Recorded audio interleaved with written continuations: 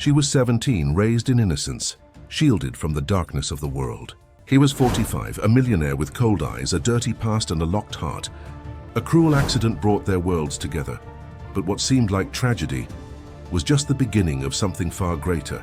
If this story hooked you, don't forget to subscribe to our channel and tell us which city you're watching from. In the heart of Rockport, where the red cliffs rise like silent guardians over the turbulent sea of Maine, two lives were about to intertwine irreversibly. The north wind blew forcefully that March afternoon, carrying the salty smell of the ocean, and omens that only time would reveal. Heather Sullivan was 17 and lived in a simple house on Pebble Beach, where the sound of waves was her only constant companion.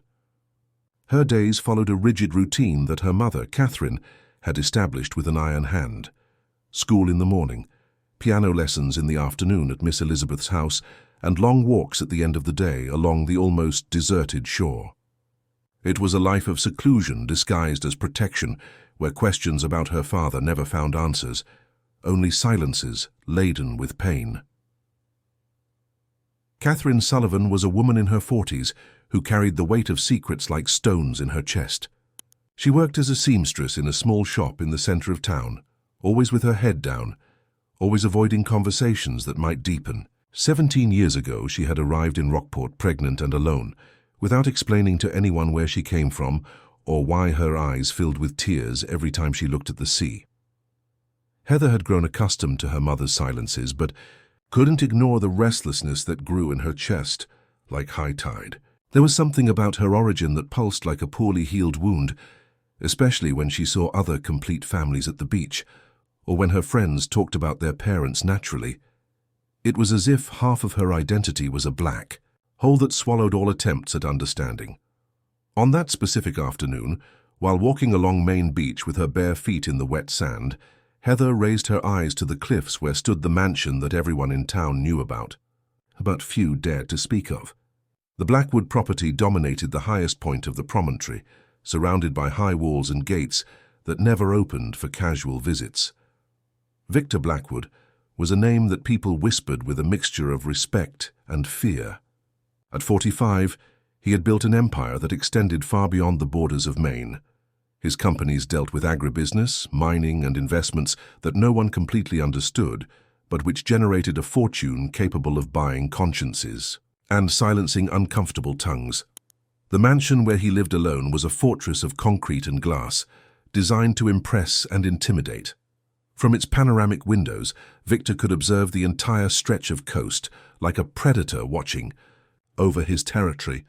He was a man of few smiles and no apparent vulnerability, forged by a brutal childhood that had taught him that power and money were the only languages the world truly understood. On that same afternoon that Heather walked along the beach, Victor was in his office reviewing contracts that could change the fate of hundreds of families. His desk was an altar of power where mergers, acquisitions, and sometimes the ruin of those who dared to challenge him were decided. But when his eyes turned from the documents to the window, something made him stop. Down below, a small figure walked along the sand, dark hair dancing in the wind like dark silk. There was something about that image that touched a part of him he thought had died decades ago. Perhaps it was the apparent fragility of the girl, or the way she stopped now and then to look at the sea, as if seeking answers in its infinite vastness. Victor moved away from the window with a strange feeling in his chest, as if something had awakened after a long hibernation. He didn't yet know that that casual vision would be the first thread of a web that would catch him irredeemably, nor that the young woman he was observing carried within her the key to secrets he had buried so deeply that he believed they were dead forever. Fate, however, had already begun to weave its plots. And in Rockport, where the cliffs keep echoes of ancestral stories and the sea takes away only what it wants to forget, a storm was approaching, not just in the dark clouds forming on the horizon, but in the lives of two people who did not yet know how intertwined their existences really were. The first part of the plot was silently unfolding, like all great love stories that are born not of chance, but of the inevitability of fate that unites two souls, even when the entire universe seems to conspire to keep them apart.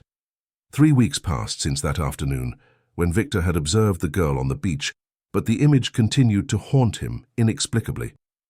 He tried to push away the thoughts, diving even deeper into business, into meetings that stretched into the late hours, into contracts that demanded his full attention.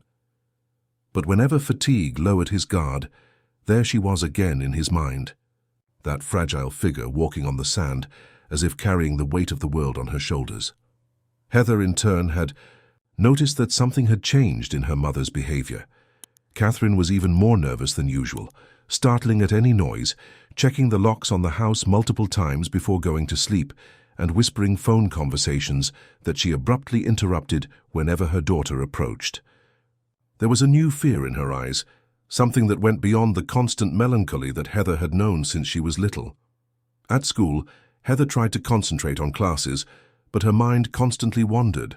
The literature teacher had asked them to write about the mysteries we carry, and she found herself with her pen stopped over the blank paper, unable to translate into words the feeling of incompleteness that accompanied her. How to write about mysteries when her own life was an enigma that no one was willing to decipher? It was on a rainy Thursday that everything began to change.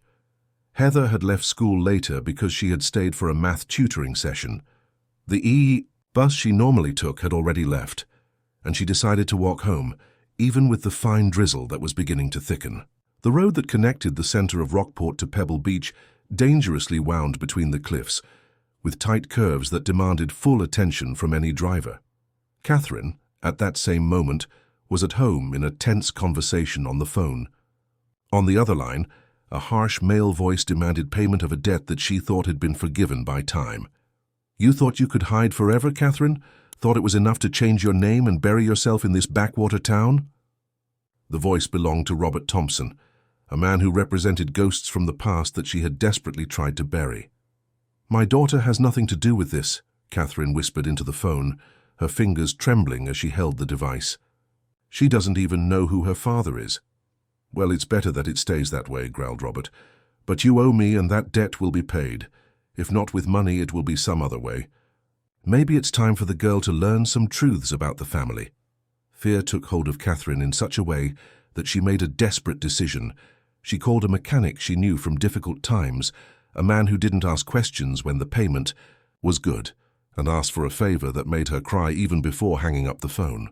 "Just to scare her," she repeated to herself, "just so she'll be afraid and not want to go out alone anymore." Heather was walking along the wet road when it began to get dark earlier because of the heavy clouds. Her sneakers made wet noises on the asphalt, and she pulled her jacket closer to her body to protect herself from the wind that was getting stronger. She didn't notice the car that was following her at a certain distance, nor did she see when the driver deliberately accelerated in her direction. The impact threw her off the road, and she rolled down the grassy slope until stopping near a barbed wire fence. The pain was intense, especially in her left arm and right leg, but she could move. The car that had hit her stopped for a few seconds, the driver apparently considering whether to check the damage, but then accelerated and disappeared around the next curve. Heather tried to scream for help, but her voice was lost in the noise of the wind and rain that now fell with more intensity. The road was deserted, and she began to feel the cold penetrating her wet clothes. That's when she heard the sound of another car approaching, its headlights cutting through the growing darkness. Victor was returning from a meeting in Portland when he saw something strange on the road. He slowed down and realized there was someone fallen on the slope. All his business instincts screamed for him to continue driving. Getting involved with accidents on the road could mean legal complications, loss of time, unnecessary exposure. But something stronger than logic made him stop the car and turn on the hazard lights. He got out of the vehicle in the rain and walked to where Heather was trying to get up. When their eyes met, the world seemed to stop for an instant. It was her, the girl he had observed on the beach, the same one who had populated his thoughts in recent weeks.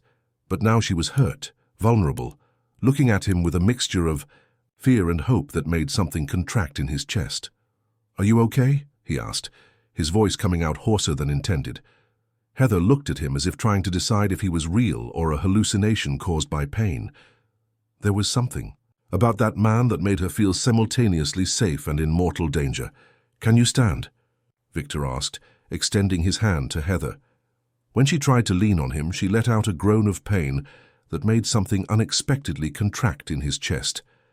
Without thinking twice, he put his arms around her body and lifted her with ease, feeling how light and fragile she was against his chest. Heather tried to protest that she could walk on her own, but the words died in her throat when she found herself in this man's arms. He smelled of expensive cologne and rain, and there was a solidity to his body that made her feel strangely protected, even knowing she shouldn't trust strangers. When he deposited her in the passenger seat of his luxury car, she finally managed to find her voice. "I need to go home," she murmured, trembling not just from cold, but from something she couldn't name. "My mother will be worried," Victor observed. Her for a moment that seemed eternal. Even injured and wet, there was something about her that fascinated him in a disturbing way. "You're hurt. You need to be examined by a doctor before going anywhere." His voice had an authority that didn't admit contestation, but there was also a gentleness that he himself didn't recognize. During the journey to the mansion, Heather tried to process what was happening. She knew who this man was. Everyone in Rockport knew. Victor Blackwood was an urban legend, the mysterious millionaire who lived isolated in his fortress on the cliffs. Her mother always whispered warnings about men like him, saying they were dangerous, that they had too much power and too few scruples. "Why are you helping me?" she asked when the silence became unbearable. Victor kept his eyes on the road, but she could see the tension in his jaw. "Because it's the right thing to do," he replied, but they both knew there was much more behind that simple answer. The mansion was even more imposing seen up close. Heather had never been in such a luxurious place. The marble floors, the artwork on the walls, the furniture that cost more than her mother earned in years. Victor guided her to a sofa in the main room and asked her to wait while he fetched the first aid kit. When he returned, he knelt before her to examine the wounds, and Heather felt her breathing accelerate inexplicably. His hands were large and surprisingly gentle as they cleaned the cuts on her leg, but there was something in the way he touched her that sent waves of heat throughout her body. "It's nothing too serious," Victor said, but his voice was hoarser. "Some scratches and bruises, you were lucky." When their eyes met again, Heather felt as if she were drowning in deep and dangerous waters. "I should leave," she whispered, but made no movement to get up. "You should," he agreed, but also didn't. "Move away." He was dangerously close to her now, and Heather could see the small lines around his eyes, the almost imperceptible scar on his forehead, the way he looked at her, as if she were something precious and forbidden at the same time. It was at that moment that Heather's phone rang, making them both jump away as if they had been burned. It was her mother, and Catherine's voice was laden with panic when Heather answered. "Heather, where are you? You should have been home by now." The guilt in her mother's voice was palpable, although Heather couldn't interpret the reason. "I had an accident on the road. I'm fine, Mom, but a gentleman brought me to his house to take care of my injuries." Heather looked at Victor as she spoke, seeing something dark pass over his face. "What gentleman? Where are you exactly?" Catherine's voice had gone up an octave, and Heather could hear the real terror in her words. "I'm at Mr. Blackwood's mansion, on the cliffs." The silence on the other end of the line lasted so long that Heather thought the call had dropped. When her mother finally spoke, her voice was unrecognizable. "Get out of there, now! Get out of there immediately and come home." "Mom, what's happening? Why are you like this?" "Just come home, Heather. Don't say anything more to that man. Don't tell him anything about our family. Promise you'll come home now." Heather hung up the phone with trembling hands, not from physical pain, but from a growing sensation that her life was about to change irreversibly. Victor had heard the entire conversation, and when she looked at him, she saw that his face had transformed into an indecipherable mask. "Your mother is afraid of me," he said, and it wasn't a question. "Why would she be afraid?" Heather asked, although part of her already knew she didn't want to hear the answer. Victor stood up and walked to the window, looking at the turbulent sea below. "Sometimes the past catches up with us when we least expect it," he said, more to himself than to her. "And sometimes the people we judge buried forever resurface to haunt us." Heather stood up from the sofa, ignoring the pain in her injured. "Legas, what are you talking about? Do you know my mother?" When Victor turned to look at her again, there was something in his eyes that made her take a step back. It was desire, power, and a darkness that promised both pleasure and destruction. "I'll take you home," he said simply, "but this isn't over, Heather, not by a long shot." The journey back home was tense and silent. Victor drove with his fists clenched on the steering wheel, trying to ignore her presence beside him. The soft perfume that mixed with the smell of rain on her clothes, the way she bit her lower lip when she was nervous. Each breath she took seemed to echo inside the car like a reminder of something he couldn't have, but already desired with an intensity that frightened him. Heather, in turn, stole furtive glances at his profile, trying to understand why her mother had reacted with such terror at hearing that name. There was something familiar in the way Victor carried his head, in the angle of his jaw, something that stirred fragmented memories that she couldn't locate. It was like trying to remember a dream that dissolved the moment you tried to capture. When they arrived at Heather's simple house on Pebble Beach, Catherine was already on the porch, arms crossed over her chest, and her face marked by an expression that mixed relief and terror. Victor stopped the car, but made no movement to get out, just observed the woman on the porch with an intensity that made Heather feel as if she were at the center of a storm she didn't understand. "Thank you," Heather said softly, her hand already on the door handle, "for helping me." Victor turned to look at her one last time, and when their eyes met, Heather felt something contract in the pit of her stomach. "Be careful who you trust, Heather," he said, his voice laden with meanings she couldn't decipher. Not always do those who should protect us actually do so. Before she could ask what that meant, he was already accelerating, leaving her alone in the rain that had started to fall again. Heather walked to the porch, feeling the weight of her mother's gaze like a physical pressure. "Come in," Catherine said, her voice cutting. "Now." Inside the house, the confrontation exploded before Heather could even remove her wet jacket. "What do you think you were doing? How could you go to that man's house?" Catherine paced back and forth in the small living room like a caged animal. "Mom, I had an accident. He helped me. Would you prefer I stayed injured on the road?" Heather tried to keep her voice calm, but there was a growing indignation in her chest. "Why are you reacting like this? What is there between you?" Catherine stopped walking and turned to her daughter, her eyes shining with unshed tears. "So you don't understand, you can't understand. That man, that family, they are dangerous." "Dangerous how, and what family? He lives alone."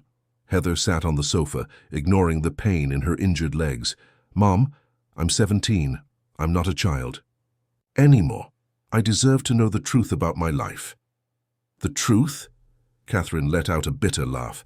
"You want the truth?" "The truth is that I spent 17 years trying to protect you from a past that could destroy our life. And in one night you undo everything." Heather stood up, feeling a new courage being born in her chest. "What past? And why is Victor Blackwood part of it? You know him, don't you?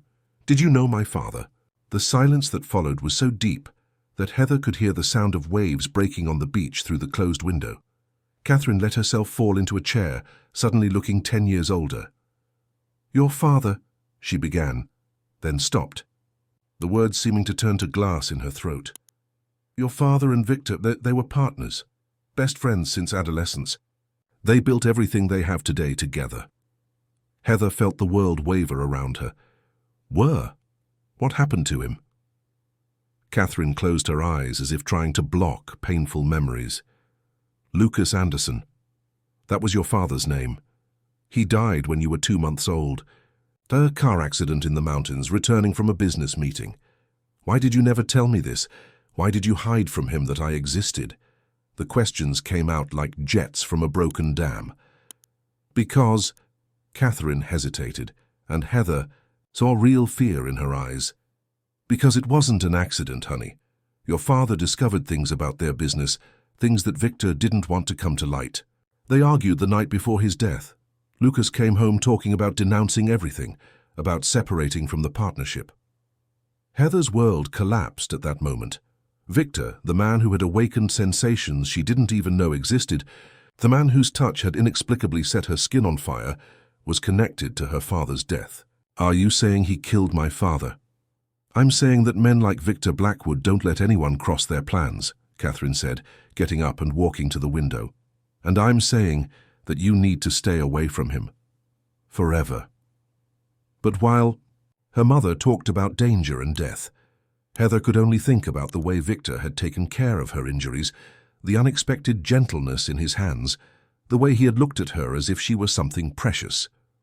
There was a connection between them that transcended logic, and even knowing she should feel repulsion, all she could feel was a devastating attraction that scared her more than any revelation about the past. Meanwhile, in the mansion on the cliffs, Victor was in his office with a half-empty bottle of whiskey and memories he'd preferred to keep buried, emerging like ghosts in the darkness. Lucas Anderson, his best friend, his partner, the man who had died for knowing too much and wanting too much, and now his daughter was in his life, stirring parts of him he thought were dead forever. Victor knew he should stay away from her, that Heather represented a danger to the peace he had built on the ruins of the past. But he also knew it was already too late. She had entered his life like a storm, and he no longer had the strength to resist the gale that was approaching. The days following the revelation were a private hell for Heather. She tried to maintain a normal routine, school, piano lessons, walks on the beach, but everything seemed different now, as if a veil had been torn from her eyes, revealing a much more complex and dangerous world than she had imagined. During classes, she found herself looking out the window toward the cliffs where she knew Victor was, and felt a contradictory mixture of anger and desire that left her disturbed. How could she feel attracted to someone who had possibly destroyed her family even before she was born? And yet every night she dreamed of his hands caring for her injuries, of the way he had looked at her as if she were the most precious thing in the world. Catherine had become even more vigilant, accompanying Heather to school and picking her up at the end of the day, as if afraid that Victor might appear at any moment to claim something he judged to be his. The two barely talked, the weight of revealed secrets creating an abyss between them that neither knew how to cross. It was on a Friday, when Heather was returning from her piano lesson at Miss Elizabeth's, that he appeared. Victor was leaning against his luxury car across the street, wearing dark glasses that couldn't hide the intensity of his gaze fixed on her. Heather stopped in the middle of the sidewalk, feeling her heart race uncontrollably.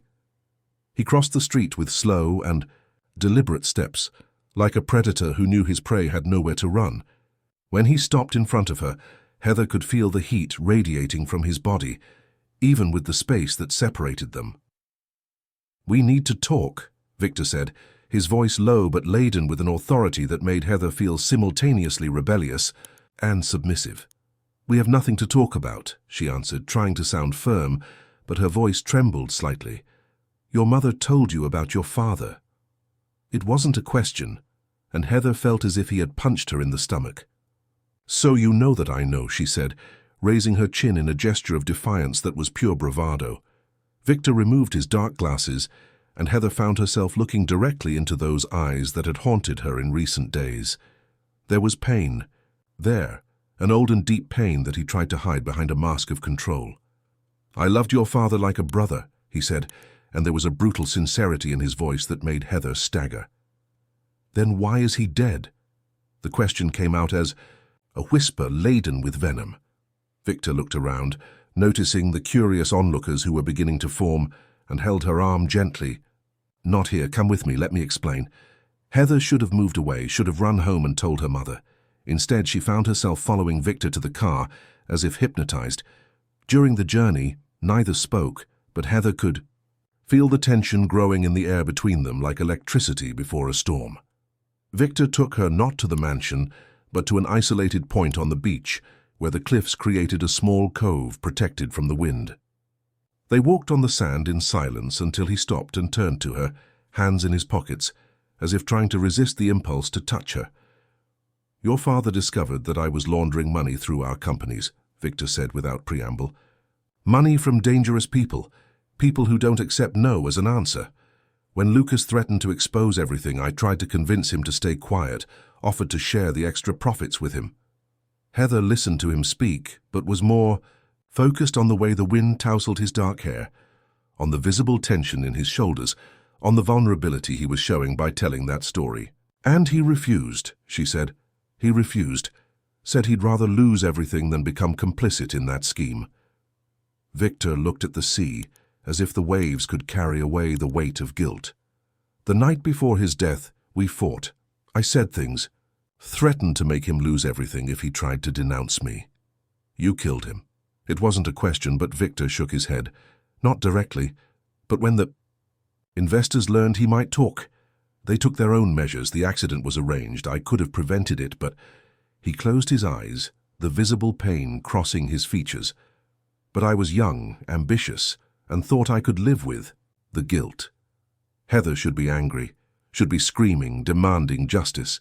Instead, she felt an inexplicable compassion for that man who carried the weight of decisions that had shaped her entire life. Why are you telling me this? Victor turned to her, and when their eyes met, Heather saw in them a desire so intense that it made her take a step back. Because since I saw you on that road, injured and vulnerable, I knew I was lost. Because you are everything that was good in your father, and I need you to know the truth before... Before what? Heather asked, but already knew the answer when she saw Victor take a step in her direction. Before I do something I can't undo, he whispered, raising his hand to touch her face. Heather knew she should move away, knew that this was wrong on every possible level. But when his fingers touched her skin, all rational thought disappeared. There was a connection between them that transcended logic, morality, or reason. It was as if they were two parts of a broken whole, and being near him made her feel complete, for the first time in her life.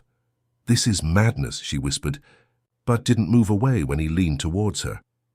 The worst kind of madness, Victor agreed, but his lips were already dangerously close to hers.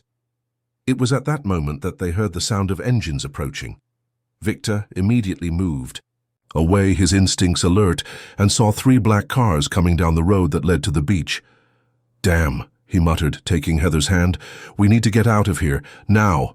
Victor pulled Heather by the hand, running towards the car, but the black vehicles were already blocking the only exit from the small cove. Men in dark suits began to get out of the cars, their postures and the way they moved their hands inside, their jackets making it clear they weren't there for a friendly conversation. This way, Victor whispered, changing direction and pulling Heather towards the rocks at the end of the beach. There's a trail that leads to the cliffs. It's steep, but it's our only chance. Heather followed without questioning, her heart beating so hard she could hear it above the noise of the waves. Behind them, voices shouted orders in English and in another language she couldn't identify. The sound of footsteps on the sand was getting closer. The trail was treacherous, especially with the fine rain that had left the rocks slippery. Victor climbed in front, stopping now and then to help her overcome the most difficult stretches.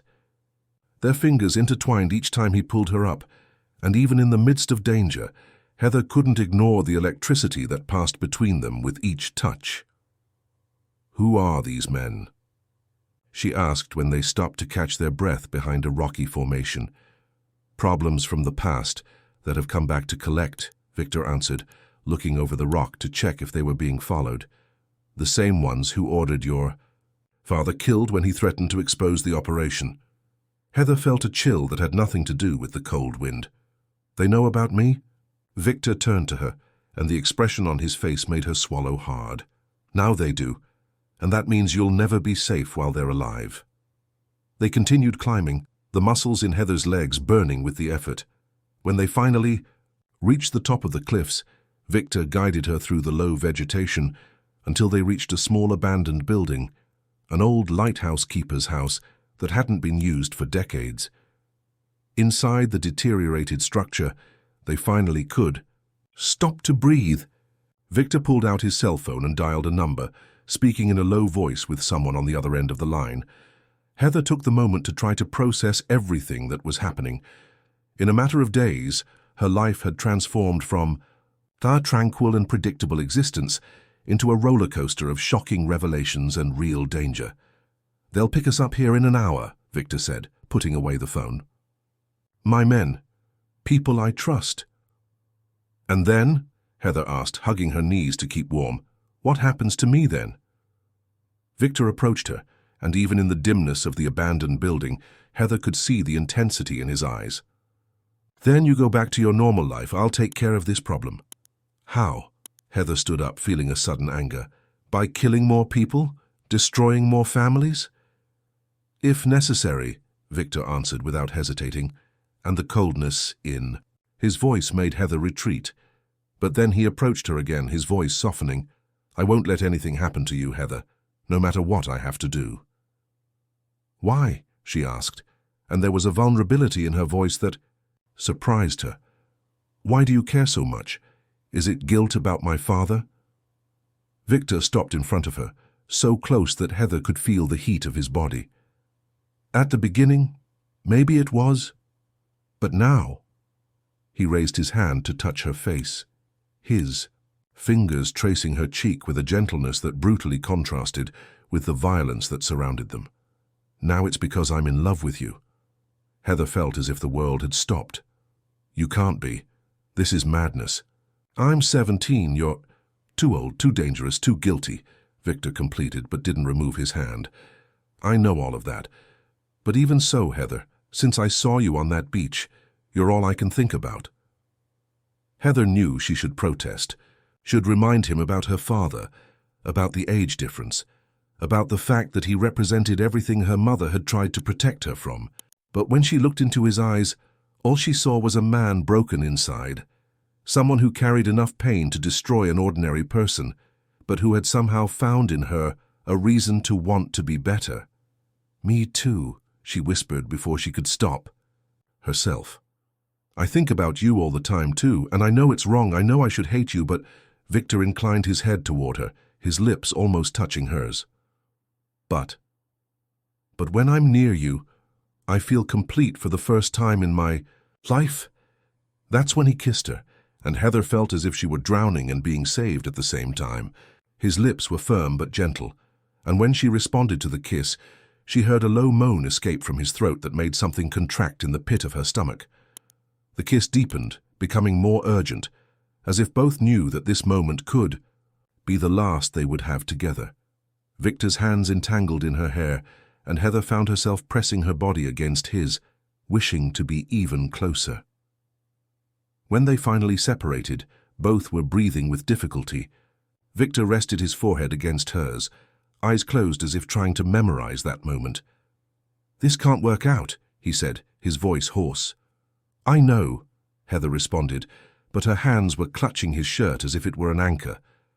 "But I also know that I can't stay away from you."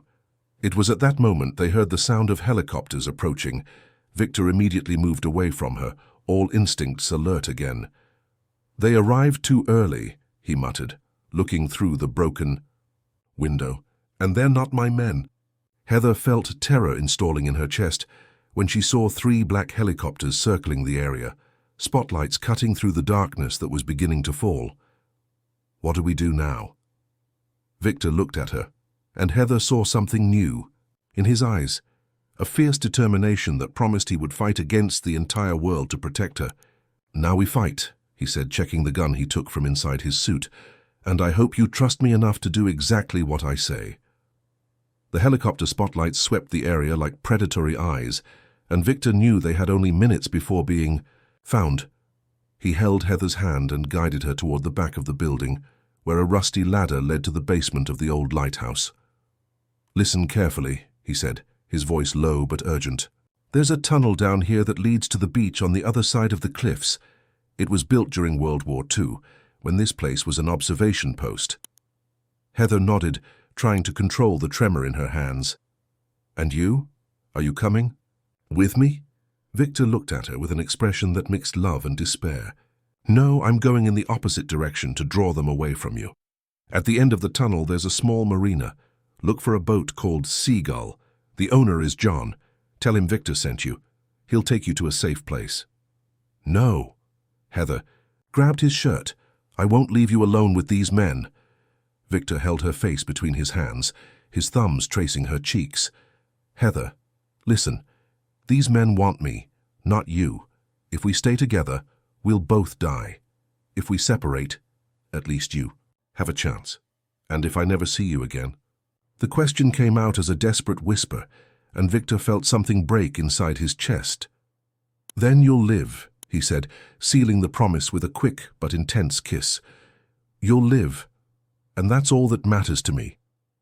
Before Heather could protest again, Victor gently pushed her toward the ladder. Go, now, and don't look back, no matter what you hear. Heather descended the ladder with tears in her eyes, her heart breaking with each step.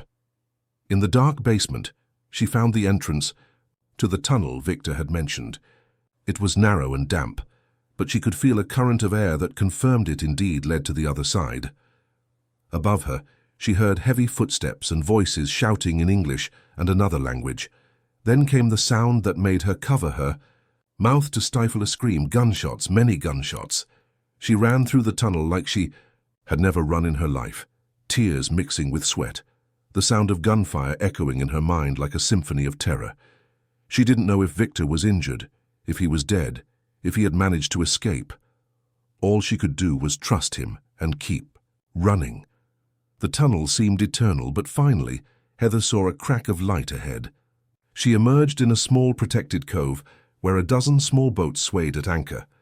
She frantically searched for the Seagull until she found it, a simple but well-maintained fishing boat. "John!" she shouted. "John, are you there?" A man of about 60 appeared from the cabin, his eyes suspicious. "Who wants to know?" "Victor sent me," Heather said, exactly as he had instructed. "He said you would take me to a safe place." The man's expression immediately changed. "Is Victor okay?" "I don't know," Heather answered, her voice breaking. "There were men. Gunshots."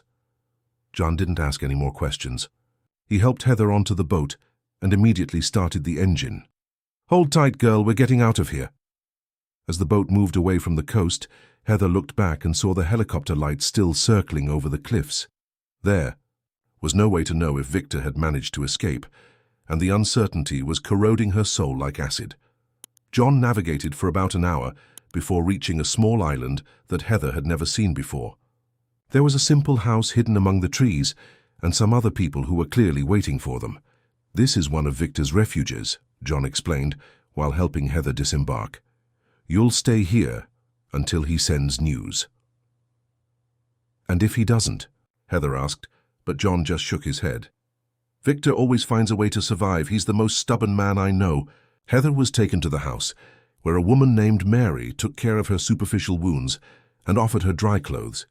But she couldn't stop thinking about Victor, about the way he had sacrificed himself to save her, about the kiss that might be the last they would share. 3 days passed without news. 3 days in which Heather oscillated between hope and despair, in which every noise made her run to the window, hoping to see Victor arriving. Mary tried to console her, but Heather could see in the woman's eyes that she too was worried. It was on the morning of the 4th day that Heather decided she couldn't wait any longer. She convinced John to take her back to the mainland, promising that she would stay hidden, that she just wanted news about Victor. When they arrived at the Rockport Marina, Heather immediately noticed that something was different. There was more movement than normal, police cars and people whispering among themselves with worried expressions. "What happened?" Heather asked a fish vendor in the market. "You didn't know?" "Victor Blackwood was arrested," the woman answered, lowering her voice. "They say it was for money laundering, criminal association, even homicide. It's in all the newspapers." Heather felt the world spin around her.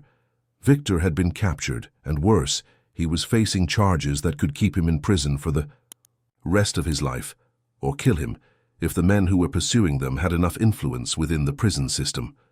She ran home, ignoring John's protests, and found her mother in the living room watching the news on television. Catherine turned when she saw her enter, her face a mask of relief and anger. "Heather, where have you been? I was crazy with worry." "Victor was arrested," Heather said, still trying to process the information. "Good," Catherine responded coldly. "Maybe now you'll understand the kind of man he really is." But Heather wasn't listening. She was looking at the television, where Victor's photo appeared alongside sensationalist headlines. Even in the official photos, she could see the determination in his eyes, the strength that had helped him survive everything life had thrown in his path. "I need to see him," she said, more to herself than to her mother. "No," Catherine stood up, blocking the way. "You will not get involved in this, Heather. It's over. Victor is out of our lives forever." But while her mother talked about endings and new beginnings, Heather was already planning. Victor had risked everything to save her, and now it was her turn to do the same for him. No matter how many obstacles she had to face, she would find a way to reach him. Heather spent the following week obsessively planning how she would get to see Victor. The Stonehaven Penitentiary, where he was being held, was more than 200 miles from Rockport, and visits were only allowed for direct family members or lawyers. Catherine had confiscated her documents and watched her like a hawk, determined to prevent any contact with the man she judged responsible for destroying their lives. It was Mary, the woman from the island who had taken care of her, who appeared at school on a Thursday with a proposal. "I know. Someone who can help you," she whispered while they pretended to talk about schoolwork. "But it will cost a lot, and it will be dangerous." Heather didn't hesitate. "What do I need to do?" "Meet me at the pier at 10 at night, and bring everything of value you can gather." That night, Heather waited until Catherine was asleep and then quietly left the house. At the pier, Mary was waiting for her with a nervous-looking thin man who introduced himself only as Charlie. "I can get you documents that identify you as Victor's cousin," he said, examining the jewelry that Heather had brought, gifts from past birthdays that were her only possessions of value. "But if you get caught, you never saw me, understood?" Heather nodded, handing over everything she had brought. "When can I see him?" "Saturday, last visiting session. And girl," Charlie held her arm when she turned to leave, "be careful what you say in there. The walls have ears, and Victor has many enemies waiting for a chance to finish him." Saturday arrived with a fine rain that left everything grey and melancholic. Heather had told her mother she would spend the day at a friend's house studying and took 2 buses to reach the penitentiary. Her nerves were on edge when she presented the falsified documents at the entrance. The guard examined the papers with a bored face. "First time visiting?" "Yes," Heather replied, trying to keep her voice firm. "Basic rules: no physical contact beyond a greeting and a farewell. Nothing can be passed between you. The conversation is monitored. Any violation results in the end of the visit and possible criminal charges." Heather nodded and was conducted through a series of security gates to a room where several tables were arranged with chairs on each side. Prisoners in orange uniforms began to enter, accompanied by guards, and Heather felt her heart race when she saw Victor. He was thinner, with stubble that gave him a wilder appearance, but when their eyes met across the room, Heather saw the same man who had risked everything to save her. Victor stopped for a moment, shocked to see her there, then walked to the table that was assigned to him. "You shouldn't be here," were his first words when they sat down, but his eyes devoured her as if he wanted to memorize every detail of her face. "Where else would I be?" Heather responded, trying to sound brave despite the tremor in her voice. "You sacrificed yourself for me. I wasn't going to simply forget that." Victor looked around, checking if the guards were paying attention, then leaned slightly toward her. "Heather, listen. They're trying to incriminate me for crimes I didn't commit. Well, not all of them. But someone is pulling the strings to ensure I never leave here alive." "Who?" Heather asked, also leaning forward, wishing she could touch his hand. "Robert Thompson, the same man who ordered your accident sabotaged. He was a minor partner in the original operation, but after your father died and I left the scheme, he took over everything. Now he's afraid I'll talk and destroy his empire." Heather felt a cold anger settling in her chest. Was it him who hired someone to hurt me? Your mother approached him, desperate to keep you away from me. She didn't know he was connected to her past, thought she was just hiring someone to scare you. Victor clenched his fists on the table. "He took the opportunity to get to me, through you." "Then he has to pay," Heather said, determination growing in her voice. "Victor, I'm going to find a way to prove your innocence." "No," Victor said firmly. "You're going to go back home, finish your studies, live the life your father wanted you to have." You're going to forget I exist." Heather looked into his eyes and saw that he was lying. Behind the mask of selflessness there was desperation, fear that she would really forget him. "Do you want me to forget the way you kiss me? Do you want me to forget how I feel complete when I'm near you?" Victor closed, his eyes for a moment, as if her words were physical pain. "Heather, I love you," she said softly, but with a conviction that cut through the noise of the visiting room. "I don't care about the age difference. I don't care about your past. I don't care what people will say. I love you, and I'm going to fight. For you, whether you want it or not." When Victor opened his eyes, Heather saw tears that he struggled to contain. "I love you too," he whispered. "More than I imagined it was possible to love someone, and it's exactly because of that that you need to stay away." "Time's up," the guard announced, and Heather felt panic taking hold of her. She hadn't had enough time. There were so many things she needed to say. Victor stood up slowly, and when the guard wasn't looking, he quickly whispered, "Look for Dr. Henry Castle, lawyer in Portland. Tell him I sent you. He has information that might help." "Victor." Heather stood up too, desperate to touch him one last time. "Be strong," he said, looking deeply into her eyes, "and don't give up on me." Then he turned and was escorted back to his cell, leaving Heather alone with the weight of a mission that could save him or destroy them both. But when she left the penitentiary under the rain that had started to fall again, Heather knew there was no choice. Victor had saved her life, and now it was her turn to save his, no matter what sacrifices she had to make. The protected girl she had been a week ago no longer existed. In her place was a woman determined to fight against a world that tried to separate her from the man she loved, even if that meant confronting the darkest demons of her family's past. Heather returned to Rockport with a determination that burned in her veins like fire.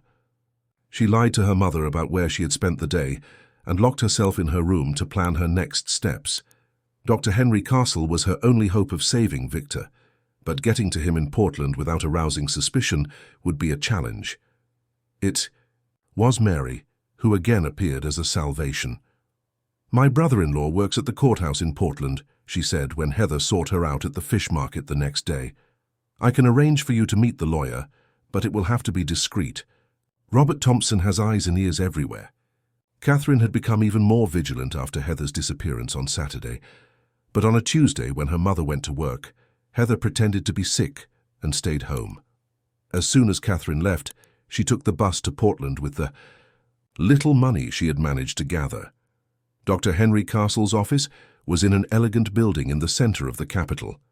The secretary initially tried to dismiss her, but when Heather mentioned Victor's name, she was immediately conducted to a luxurious room where a gray-haired man awaited her with a grave expression. "You're the girl Victor spoke of," Dr. Castle said, studying her with penetrating eyes. "He called me before being arrested, said that if something happened to him I should help you." "He said you have information that can save him," Heather replied, trying to sound more confident than she felt. Dr. Castle opened a safe behind his desk and removed a thick folder. Victor spent years documenting Robert Thompson's criminal activities. Recordings, photographs, financial documents. "It's all here." Heather leafed through some of the documents, seeing numbers that represented fortunes, names of influential politicians, money laundering schemes that extended throughout the entire East Coast. Why did Victor keep all this? "Life insurance," the lawyer explained. "He knew that one day Robert would try to eliminate him. This evidence was his protection." Dr. Castle hesitated. "But now Robert has discovered about it. That's why Victor is in prison. Robert used his influence to incriminate him before he could use the evidence."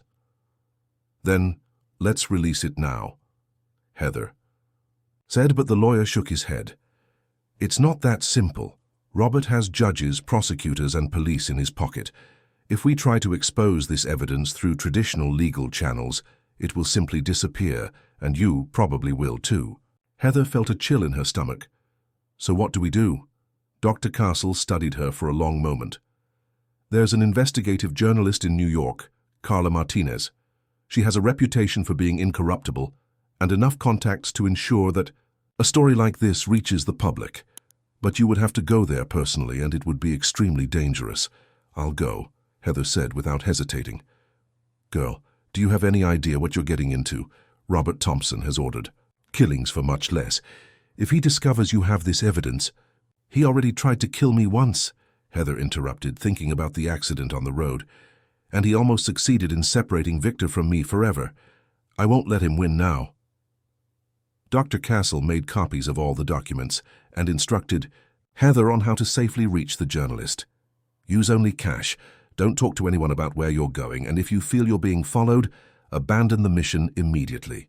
Heather took the night bus to New York, the evidence hidden in a backpack that she pressed against her chest, as if it were the most precious thing in the world, which, in a way, it was. During the long hours of travel, she thought about Victor, alone in his cell, probably wondering if she had forgotten his parting words about not giving up on him. She arrived in the big city the following morning, exhausted but determined. The newspaper office where Carla Martinez worked was in a busy area of downtown, and Heather had to wait more than 2 hours before getting an audience with the journalist. Carla was a woman in her 40s, with sharp eyes that seemed to see through people. When Heather began to tell her story and show the evidence, the journalist leaned forward clearly, interested. "This is pure dynamite," Carla said after examining some documents. "If it's true, it will bring down half the government of Maine and some important figures in Washington." "It's true," Heather insisted, "and Victor Blackwood is in prison for crimes he didn't commit while the real criminal walks free." Carla studied Heather with curiosity. "What does this Victor represent to you? Why risk so much for him?" Heather felt her cheeks flush but kept her gaze firm. "Because I love him, and because he's the only family I have left." "Family?" "It's complicated," Heather admitted, "but he's everything to me." Carla nodded slowly. "It will take at least a week to verify all this and prepare the story. Do you have a safe place to stay?" Heather shook her head. She hadn't thought beyond delivering the evidence. "Stay at my apartment," Carla offered. "It's safer than a hotel, and you can help me understand some of these documents better." During the week that followed, Heather lived on an emotional roller coaster. Carla worked tirelessly, verifying information, contacting sources, building a story that would be impossible to ignore or bury. But with each passing day, Heather worried more about Victor, knowing that each hour in prison left him more vulnerable to Robert's enemies. It was on a Friday that everything fell apart. Heather was in Carla's apartment when she heard the noise of cars stopping on the street.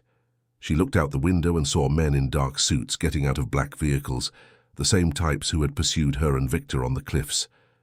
"Carla," she shouted, but the journalist was already quickly storing documents in a waterproof bag. "Emergency exit," Carla said, pushing Heather toward a fire escape. "They discovered where we are." They descended the stairs in a desperate run, hearing doors being broken down on the floor above. Carla had a car parked in the alley behind the building, and they managed to escape moments before being caught. "The story goes live tomorrow." "Morning," Carla said as they drove through the streets of New York, simultaneously in 3 different outlets. "Even if Robert tries to stop one, the others will manage to release it." Heather nodded, but her mind was already racing to another problem. "Victor. If Robert discovered about us, he'll try to kill Victor in prison before the story is published." Carla looked at her in the rearview mirror. "Then you'd better hope he's well protected in there." But Heather knew that protection was something that not all the money in the world could guarantee inside a penitentiary where Robert had influence. The race against time had begun, and she only hoped it wasn't too late to save the man she loved. On Saturday morning, while Heather was in a cheap inn in upstate New York waiting for news, the journalistic bomb exploded simultaneously in 3 major media outlets. Carla Martinez's story exposed in minute detail the corruption network commanded by Robert Thompson, with names, dates, values, and photographs that made it impossible to deny the facts. The impact was immediate and devastating. Within hours, arrest warrants were issued, bank accounts frozen, and a large-scale police operation was launched. Robert tried to use his contacts to smother the scandal, but the national repercussion had grown beyond his ability to control. Heather watched everything on television, her heart racing with each new arrest, with each revelation that confirmed Victor had told the truth about everything. But her greatest concern continued to be his safety in the penitentiary. She called Dr. Castle, desperate for news. "Victor is fine," the lawyer reassured her. "In fact, he was transferred to a maximum security cell as soon as the story was published. The authorities finally understood that he is a crucial witness, not a criminal." "When can he be released?" Heather asked, barely able to contain her anxiety. "Legal procedures take time, but with the evidence you provided, it's a matter of days, maybe a week at most." They were the 7 longest days of Heather's life.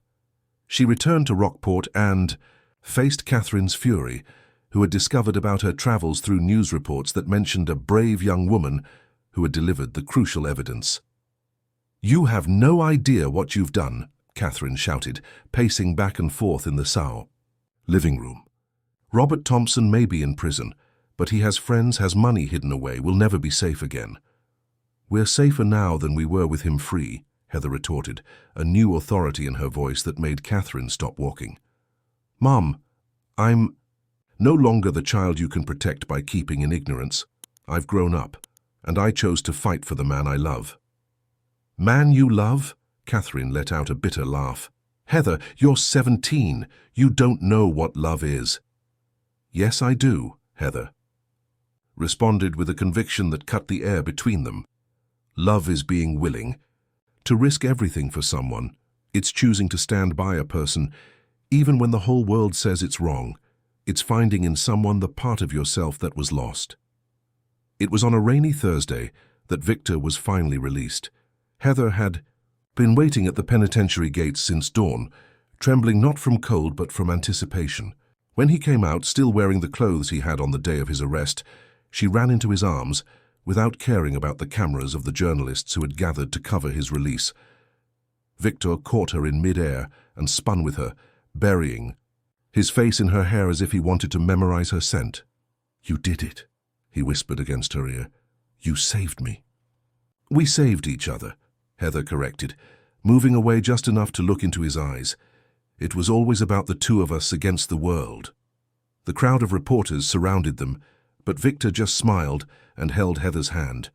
"No comment," he said to the cameras. "I just want to enjoy my freedom with the woman I love." They fled toward the car that Dr. Castle had provided, but instead of going to the mansion on the cliffs, Victor asked the driver to take them to the beach where everything had begun, where he had seen Heather for the first time, walking alone, on the sand.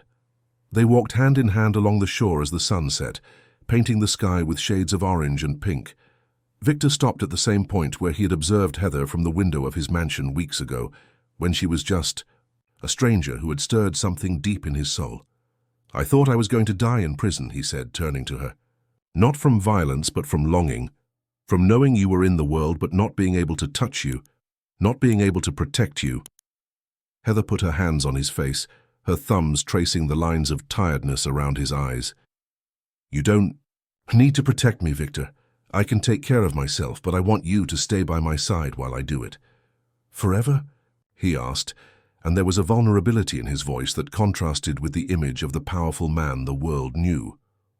"Forever," she confirmed, sealing the promise with a kiss that tasted of freedom, of future, of all the possibilities that opened before them.